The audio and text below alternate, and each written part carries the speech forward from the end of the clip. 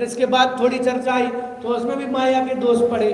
क्या लगा कि मायाचारी के व्रत शील संयम सभी भ्रष्ट है। यदि भगवान जिनेन्द्र द्वारा प्ररूपित धर्म धारण करके अपने आत्मा की दुर्गतियों के दुखों से रक्षा करना चाहते हो तो करोड़ों उपदेशों का सार एक उपदेश यह है कि माया शल्य को हृदय से निकाल दो। यश और धर्म दोनों का नाश करने वाला मायाचार त्याग कर सरलता अंगीकार करो। क्या कहा ना कि भाई काठ की हांडी एक बार चढ़ती है, तो वैसे मायाचारी आप करोगे तो क्या नहीं होगा, जब वो उपदेश ग्रहण ही नहीं कर पाओगे या उपदेश आपके अंदर प्रवेश ही नहीं कर पाएंगे। इसलिए लाख बात की बात यही निश्चय और लादो क्या कि तोरी सकल जगदंड बंद निज आत्म ध्यावो। तो भाई कह रहे कि भैया बात की बात यही है कि सारी मायाचारी को छोड़ के क्या करो, सरलता धारण करो। तो इस प्रकार से ये माया सल। अब आगे मिथ्या दर्शन सल। मिथ्यात्व का पहले वर्णन कर आए हैं, वही समस्त संसार का बीज है। मिथ्यात्व के प्रभाव से अनंतानंत परिवर्तन किए हैं। मिथ्यात्व का जहर उगले बिना सत्यार्थ धर्म प्रवेश ही नहीं करता है। अतः मिथ्यात्व शल्य को शीघ्र ही त्यागो। माया मिथ्यात्व निदान इन तीनों शल्यों का अभाव हुए बिना मुनि श्रावक का धर्म कभी नहीं हो सकता। निशल्य ही व्रती होता है। निशल्यो व्रती ऐसा सूत्र भी आता है कि जो शल्य रहित होगा वही क्या होगा, कि वही व्रती होगा। अगर एक भी शल्य विद्यमान है तो क्या नहीं होगा, कि फिर उसको व्रतपना प्रकट नहीं होगा।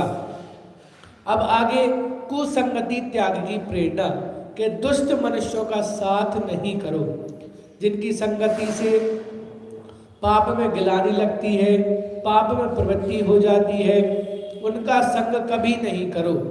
जुआरी, चोर, छली, पर स्त्री लंपट, जिब्बा इंद्री के लोलुपी, कुल के आचार से भ्रष्ट, विश्वासघाती, मित्रद्रोही, गुरुद्रोही, धर्मद्रोही, अपयश के भय से रहित, निर्लज्ज, पाप क्रिया में निपुण, व्यसनी, असत्यवादी, असंतोषी, अति लोभी, अति निर्दयी, कर्कश परिणामी, कलह प्रिय, विसंवादी, कुचाली, प्रचंड परिणामी, अति क्रोधी, परलोक का अभाव कहने वाला नास्तिक, पाप का भय रहित, तीव्र मूर्छा का धारक, अवक्ष का भक्षक, वेश्यासक्त, मद्यपाई, नीच कर्मी इत्यादि की संगति।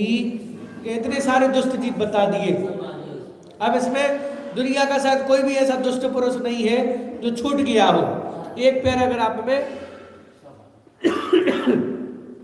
पूरे संसार में जितने दुष्ट प्रकृति के लोग हैं वो सारी चीजें यहाँ पे बता दी कि भैया ऐसी दुष्टों की संगति को क्या करो, कि दूर से ही। क्यों?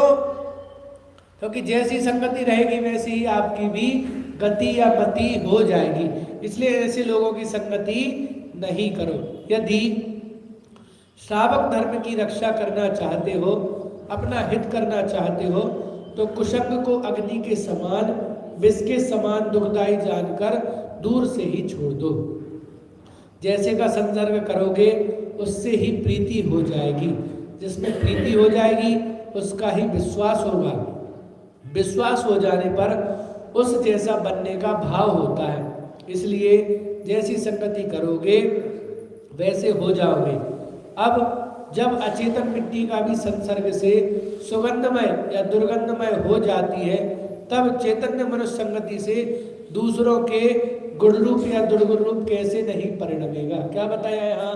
तो जैसे कोई मिट्टी हो ना, तो मिट्टी भी सुगंधित या दुर्गंधित पदार्थ के संयोग पाकर भी कैसी हो जाती है, सुगंधित या दुर्गंधित हो जाती है। तो ये तो सीधा जीता जागता क्या है, मनुष्य है। तो बोले वो संगति और कुसंगति के प्रभाव से कैसे बच के रह जाएगा।